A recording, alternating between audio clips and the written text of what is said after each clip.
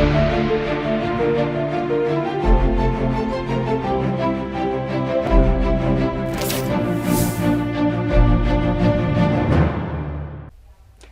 स्वागत है आप सभी का सी न्यूज भारत में। मैं हूं आपके साथ ज्योति श्रीवास्तव।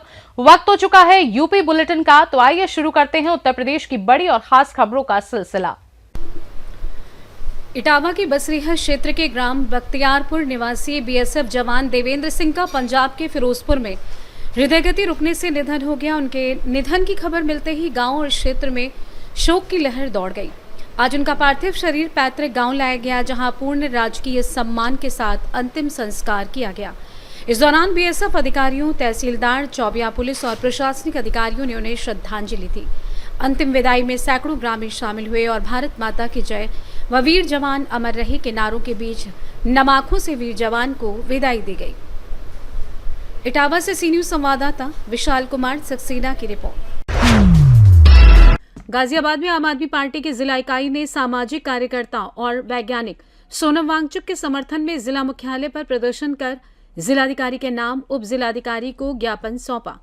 जिलाध्यक्ष निमित्त यादव के नेतृत्व में हुए प्रदर्शन में कार्यकर्ताओं ने जंतर मंतर पर सोनम वांगचुक और अन्य प्रदर्शनकारियों के साथ हुई कार्रवाई को लोकतांत्रिक मूल्यों के खिलाफ बताया।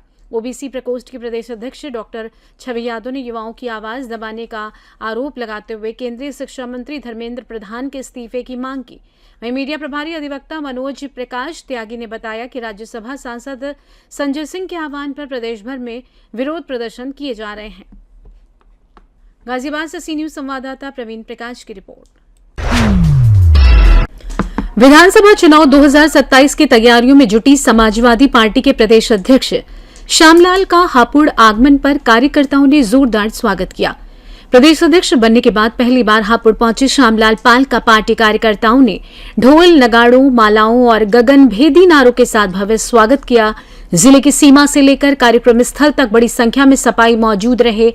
इस दौरान श्यामलाल पाल ने कार्यकर्ताओं का आभार जताते हुए संगठन को मजबूत करने और 2027 विधानसभा चुनाव की तैयारियों में पूरी ताकत से जुटने का आह्वान किया। आज कार्यकर्ता सम्मेलन रखा गया था, क्या है प्रोग्राम? देखिए, आज हापुड़ विधानसभा क्षेत्र 59 की जोन प्रभारी, सेक्टर प्रभारी और बूथ अध्यक्ष की समीक्षा मीटिंग थी, जिसमें मुख्य अतिथि हमारे समाजवादी पार्टी के प्रदेश अध्यक्ष आदरणीय श्यामलाल पाल जी आए। और जो आज यहाँ वंश गार्डन में प्रोग्राम रखा गया, पूरे विधानसभा हापुड़ की हमारी सभी कमेटी आई, वो जोन प्रभारी हों, सेक्टर प्रभारी हैं और बूथ अध्यक्ष, सभी यहाँ आए। और 2027 में माननीय राष्ट्रीय अध्यक्ष अखिलेश यादव जी को मुख्यमंत्री बनाना है। सभी हमारे जोन प्रभारी, सेक्टर प्रभारी और बूथ अध्यक्षों ने ये संकल्प लिया है कि हम गांव-गांव, घर-घर, गली-गली जाकर 2027 में हापुड़ विधानसभा को जिताकर भेजेंगे और माननीय राष्ट्रीय अध्यक्ष अखिलेश यादव जी को मुख्यमंत्री बनाएंगे और इस प्रदेश का विकास कराना है। जिस तरह 2012 से 2017 तक तमाम ऐसे जन कल्याणकारी योजनाएं चली, जो चाहे सभी धर्मों के लिए, चाहे हमारा लैपटॉप वितरण है, कन्या विद्याधन है, 102 है, तमाम ऐसी योजनाएं हैं। उससे भी बेहतर योजना सर्व समाज के लिए, आम जनता के लिए इस दौलाने हापुड़ विधानसभा के साथ साथ दौलाना और गढ़ विधानसभा के जो हमारे नेतागण, कार्यकर्तागण आए, उन्हें भी हमारे प्रदेश अध्यक्ष जी ने ये कहा कि भाई किसी भी तरीके से ये जीत जितानी है और राष्ट्रीय अध्यक्ष जी को मुख्यमंत्री बनाना है और 2027 में मुख्यमंत्री बन के इस प्रदेश को विकास कराना है। इन झूठों की सरकार को बदलना है। जब से बीजेपी उत्तर प्रदेश में आई है, तमाम ऐसी घटनाएं घट रही हैं जिसमें छात्रों का शोषण, किसानों का शोषण, महिलाओं का शोषण, चारों तरफ बलात्कार, लूट, सब कुछ। बिजली की दर देख लीजिए। क्या कुछ खास मुद्दे रहने वाले हैं जिनको लेकर आप जनता के बीच में जाएंगे? देखिए, मुद्दे अभी बहुत हैं। बिजली की जो दर बढ़ी है, ये मुद्दा है। तमाम दलितों पर अत्याचार हो रहे, वो मुद्दा है। कोई विकास धरातल पर नहीं है, केवल कागजों में विकास है, धरातल पर विकास नहीं है। कहीं भी किसी भी क्षेत्र में निकल जाओ, सड़क टूटी पड़ी है। और बिजली की दर इतनी बढ़ गई है कि आम जो आदमी है, किसान है, उनकी कमर टूटी हुई है। किसानों का मुद्दा है। तमाम ऐसे मुद्दे हैं। पब्लिक बिल्कुल मन बना चुकी है कि 2027 में इस बीजेपी को उखाड़ के फेंकना है। और आप देख ही रहे हो छात्रों के साथ क्या हो रहा, किसानों के साथ। तो 100% इस उत्तर प्रदेश क्या उद्देश्य है? देखिए, इस देश में किसानों, नौजवानों, महिलाओं, बेरोजगारों के साथ बहुत बड़ा अन्याय हो रहा है और उस अन्याय के खिलाफ समाजवादी पार्टी सामाजिक न्याय के लिए संघर्षरत है और पीडीए के आरक्षण के साथ घोटाला हुआ है। इसलिए उन घोटालों के खिलाफ ये सब पीडीए के लोग एकत्रित होकर 2027 में सामाजिक न्याय की सरकार बनाएंगे और उत्तर प्रदेश का मुख्यमंत्री अखिलेश यादव जी को बनाएंगे।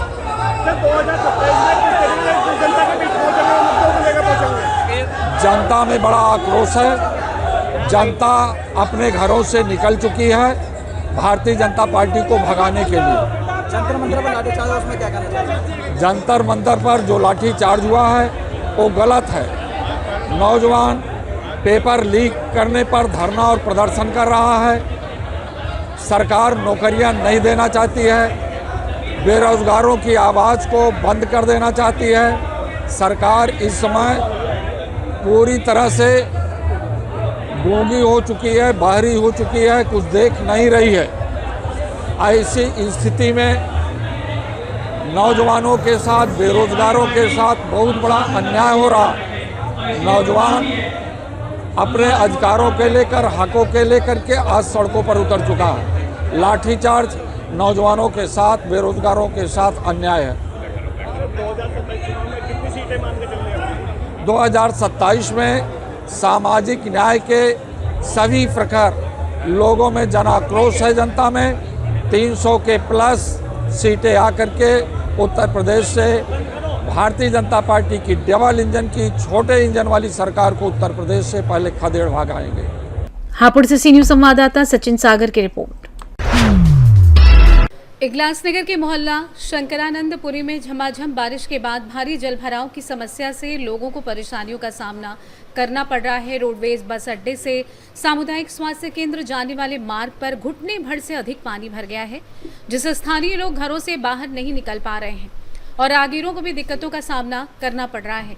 बताया जा रहा है कि घरेलू पानी की निकासी के लिए बनी नाली पहले से ही पर्याप्त नहीं है। इसके बावजूद चामड़ गेट और नई बस्तियों का पानी भी इसी नाली से जोड़ दिया गया है, जिसके कारण मामूली बारिश में भी जलभराव की स्थिति बन जाती है। स्थानीय लोगों का आरोप है कि कई बार शिकायत और खबरें प्रकाशित होने के बावजूद समस्या का समाधान नहीं किया गया है, जिससे नगरपालिका की व्यवस्था पर सवाल उठ रहे हैं। अब लोगों ने प्रशासन से जल निकासी की स्थायी व्यवस्था की कराने की मांग की है।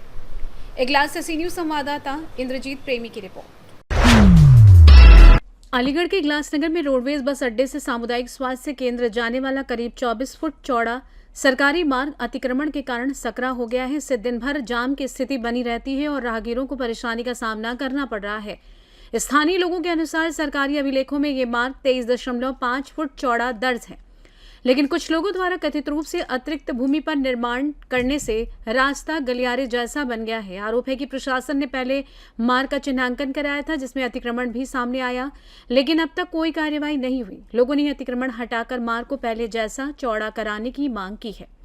अलीगढ़ से सी न्यूज संवाददाता इंद्रजीत प्रेमी की रिपोर्ट। ललितपुर में किसान ने पाली के तत्कालीन एसडीएम पर हथबंदी की पुष्टि के नाम पर 20,000 रुपए लेने का आरोप लगाया है। किसान ने मुख्यमंत्री समेत अधिकारियों से मामले की निष्पक्ष जांच की मांग की है। ललितपुर के किसान प्रभुदयाल ने आरोप लगाया है कि ग्राम बचलापुर स्थित भूमि की हदबंदी की पुष्टि कराने के लिए तत्कालीन पाली एसडीएम निशांत कुमार ने 20,000 रुपए लिए, लेकिन आज तक कार्य पूरा नहीं हुआ। किसान का कहना है कि इस बीच अधिकारी का तबादला हो गया और मामला लंबित है। उन्होंने मुख्यमंत्री, प्रमुख सचिव और जिलाधिकारी को प्रार्थना पत्र देकर निष्पक्ष जांच, दोषी पाए जाने पर कार्रवाई और हदबंदी का कार्य शीघ्र पूरा कराने की मांग की है। हालांकि इस मामले में संबंधित अधिकारी की ओर से अभी तक कोई आधिकारिक प्रतिक्रिया सामने नहीं आई है और आरोपों की पुष्टि जांच के बाद ही हो सकेगी। क्या नाम है आपका? प्रभुदयाल। क्या हुआ आपके साथ, क्या घटना हुई? जो हमारी फाइल पाली में चल रही थी एसडीएम साहब के पास, तो एडीएम साहब के यहाँ से पास होके गई और अपनी पोस्ट होना थी, इसलिए 20,000 रुपये एडीएम साहब ने ले लिए और अपनी पोस्ट कौन से एडीएम साहब? निशान तिवारी किस तहसील में? वाली। तो अब क्या कह रहे हैं आप? अपन यही कह रहे हैं कि साहब अपने पैसा दिलाए जाए, अपनी हथबंदी पोस्ट की जाए, अभी कहाँ हैं वो? ट्रांसफ़र हुई है। अब क्या मांग कर रहे हैं आप? अपन यही मांग कर रहे हैं साहब कि अपनी हथबंदी पोस्ट कर दी जाए, पैसे वापस दिलाए। रैतपुर से सी न्यूज संवाददाता विकास सोनी की रिपोर्ट। खबर प्रतापगढ़ से है। पट्टी ब्लॉक के बीरापुर खुर्द ग्राम पंचायत में ग्राम प्रधान पर विकास कार्यों में अनियमितता और करीब 11 लाख रुपए के गबन का आरोप लगा है। शिकायतकर्ता का आरोप है कि बिना कार्य कराए ही अभिलेखों में निर्माण कार्य पूर्ण दर्शाकर भुगतान की प्रक्रिया पूरी कर ली गई। मामले की शिकायत जिलाधिकारी पंचायती राज विभाग तथा उप जिलाधिकारी पट्टी से की गई है। गांव निवासी एवं क्षेत्र पंचायत सदस्य बीडीसी जयचंद चौरसिया ने ऑनलाइन शिकायत में आरोप लगाया है कि मनरेगा योजना के तहत कराए जाने वाले इंटरलॉकिंग सड़क निर्माण कार्यों को कागजों में पूर्ण दिखा दिया गया, जबकि मौके पर कोई निर्माण कार्य नहीं हुआ है। शिकायत में कहा गया है कि इन कार्यों की माप पुस्तिका भी तैयार कर ली गई है और उच्च अधिकारियों को पूर्णता की रिपोर्ट भेज दी गई है। शिकायत के अनुसार जिन कार्यों को पूर्ण दर्शाया गया है, जयराम चौरसिया के घर तक प्रस्तावित इंटरलॉकिंग सड़क निर्माण कार्य शामिल है। आरोप है कि इन विकास कार्यों पर लगभग 11 लाख रुपए की धनराशि बिना कार्य कराए ही निकालने का प्रयास किया गया है। शिकायतकर्ता ने पूरे प्रकरण की निष्पक्ष एवं स्थलीय जांच कराकर दोषियों के विरुद्ध कार्रवाई की मांग की है। ग्राम पंचायत सचिव संदीप सरोज ने अपनी आख्या में वीडियो पंचायत पट्टी को अपनी आख्या देते हुए सभी आरोपों को निराधार बताते हुए कहा कि संबंधित कार्य मौके पर हो गए हैं और उनके खिलाफ गलत आरोप लगाए जा रहे हैं। उधर शिकायतकर्ता जयचंद चौरसिया ने पुनः फीडबैक देते हुए आरोप शिकायत की है कि ग्राम पंचायत सचिव गलत आख्या दे रहे हैं, जमीनी स्तर पर कोई कार्य नहीं हुआ है।